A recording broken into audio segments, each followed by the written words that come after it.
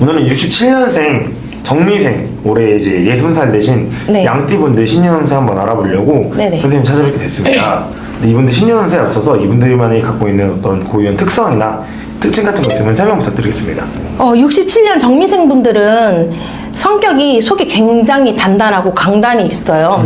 보통 양띠분들은 좀 우유부단하고 좀 순진하다 뭐 이렇게 얘기를 하시는데 67년 정미생 양띠분들은 굉장히 독하고 단단하면서 강단이 있고 책임감도 강하고 가족 중심적인 좀 성격들이 있으셔가지고 대체적으로 이제 가정에 있어서 좀 충실하신 분들이 굉장히 많고 우직하게 좀 우뚝 선 이런 나무의 그늘 같은 존재의 이미지 분들이 굉장히 많아요.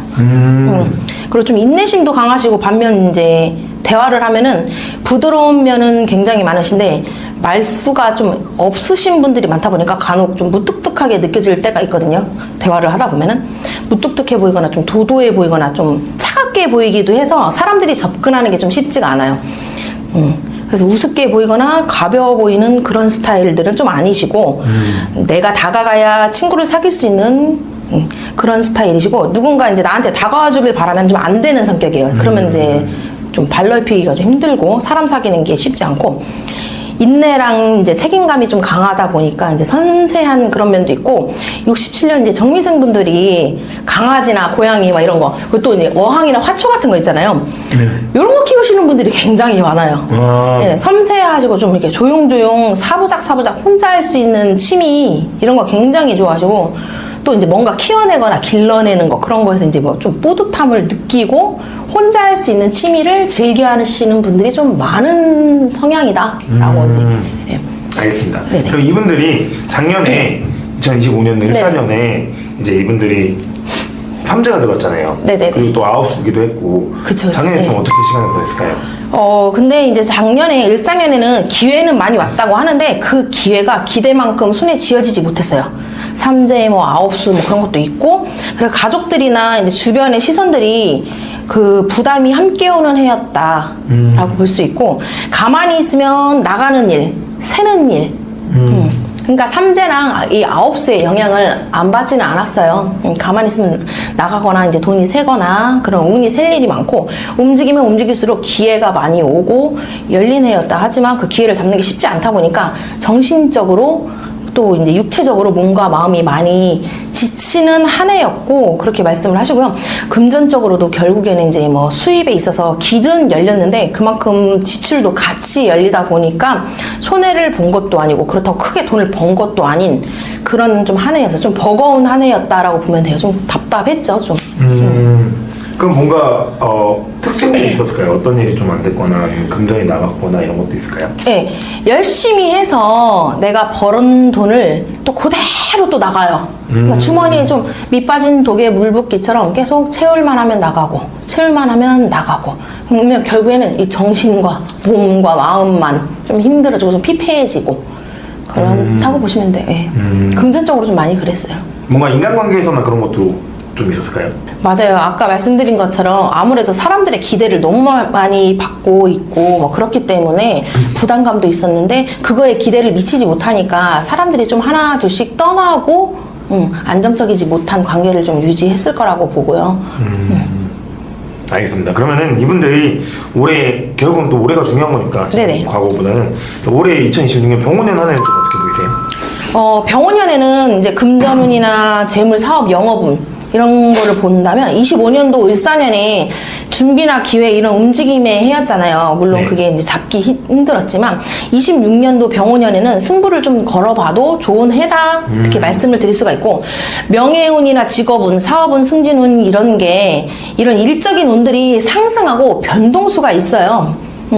이 변동이 안 좋은 기운이 아니라 상승을 타는 기운으로 이제 들어오다 보니까 올해 병원년은 도전 정신으로 그간 쌓아온 것들로 승부를 좀 걸어보시고 을사년에 들어왔던 거 하지 못했던 거 그런 거 조금 다시 주워 담을 수 있고요.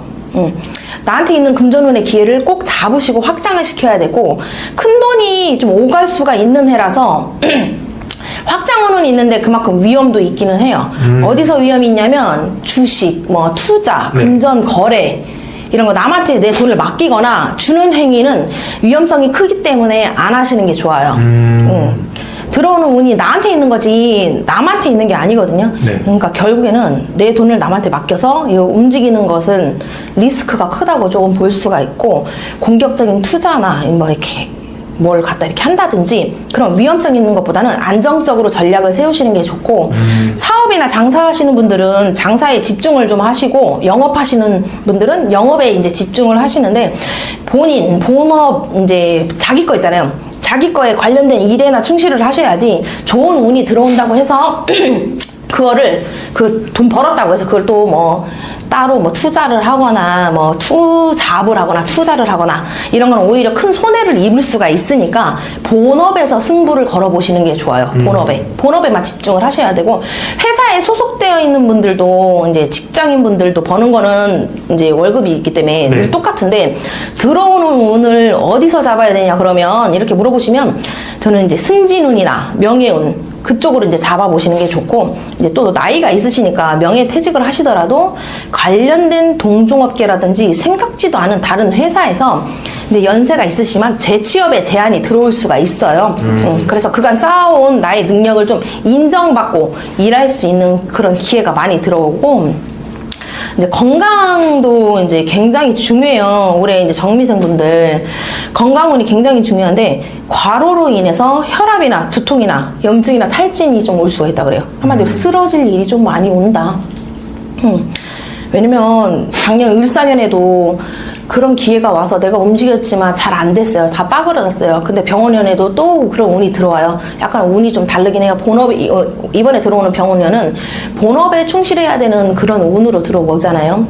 내 울타리 안에서 돈을 벌던 승진을 하던 직장인분들은 그래서 2년 동안 2년 차잖아요. 그러면 작년하고 올해까지 해서 신경 써야 될 게 굉장히 많기 때문에 과로나 이런 거 조금 쓰러질 일이 많다고 하니까 일할 땐 일하고 잘 땐 자고 컨디션 조절이 굉장히 중요하고, 이게 좀 사람마다 다르겠지만 이제 사고 수가 따라온다는 것보다 과로로 인해서 건강이 악화되거나 없던 병도 생기고 스트레스성 질환이 많이 발생할 수 있으니까 그거에 조금 유의하시는 게 좋고, 올해 병원연이 불의 기운이 굉장히 강한 해라서 가뜩이나 이제 폭염이 좀 심해요.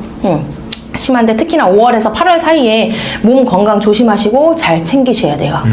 수분 섭취 많이 하시고, 너무 덥다고 해서 차가운 물에 막 들어가서 뭐 냉수 샤워하고 뭐 물놀이 하시고 이런 거는 좀 조심하셔야 되고, 찬 기운으로 인해서 또 심장에 또 무리가 올 수가 있거든요. 열이 막 오르고 스트레스 받고 막 한다고 해서 막 그렇게 하시면 안 되고, 그래서 그 냉수 마찰이나 이제 냉수 샤워 이런 거 좀 피하셔야 돼요. 혈관 수축으로 인해서 뇌질환이나 또 심장마비가 올 수가 있어요. 또 나이도 있으시기 때문에 요즘에는 40대, 50대에도 심장마비 많이 오시거든요. 그런 거 조금 조심하셔야 되고, 컨디션 조절이 제일 중요해요. 그리고 이제 뭐 대인관계나 가정운 봤을 때는 뭐 연애운이라기보다는 뭐 양띠치고는 이제 정미생분들이 강단 있고 아까 단단한 성격이라고 그랬잖아요. 순진하기보다는. 대인관계에 있어서는 병원연이 뜨거운 애로 말로 인해서 말다툼이나 감정 충돌이 굉장히 세게 들어오거든요. 근데 이게 가정에서도 자녀들이나 배우자랑 쓸데없는 말다툼으로 자존심이나 자격지심 이런 기싸움 할 일이 엄청 많이 들어와요. 이제 나이가 이제 60대 버리니까 내가 어디 설 곳도 없는 뭐 그런 느낌이 들면서 본인 스스로도 굉장히 예민해지는데, 인정이 안 되거나 그만큼 말이 거칠어지고 좀 딱딱해져요. 사람들하고 대화함에 있어서. 그러니까 내가 쓸데없는 자존심을 부리게 되는 거죠. 인정이 안 되는 거야. 남이 날 뭐 가르쳐 달라고 하거나 막 이러면. 그로 인해서 충돌이 엄청 세게 들어오기 때문에 웬만하면 안 싸우고 잘 지내기 위해서 좀 더 말을 부드럽고 조금 유하게 하시는 게 좋을 것 같고, 일단 그리고 말씀을 하시기 전에 한 번 더 생각을 하고 말하는 게 관계에 있어서 트러블이 안 생기게 하는 가장 좋은 방법이고요. 가정에서나 직장에서나 모임에서나 뭐 어디서든지 뭐 이제 꼰대소리 요새 많이 하잖아요. 젊은 분들이 꼰대소리 안 듣고 왕따 안 당하시려면 조금 나를 낮출 필요가 좋을 것 같아요. 네.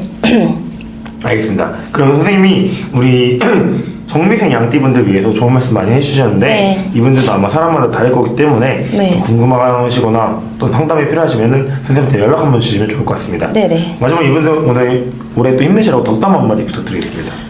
67년 정미생분들, 뭐 옛날에 이제 막 공자께서 막 그런 말 있었잖아요. 60세는 이순이라고 하시고, 그 말 뜻이 좀 귀가 순해지고, 남의 말을 편견 없이 들을 수 있는, 이제 뭐, 예를 들어서, 그러니까 즉, 다른 의견도 뭐 자연스럽게 좀 받아들이는 경지에 이른다는 그런 공자 말씀이 있는데, 말만 잘하면 명예운이나 금전운, 그리고 대인관계운에서 상승세를 타는데, 그 말이 과하면 건강이나 관계에 있어서 이제 문제가 좀 발생할 수가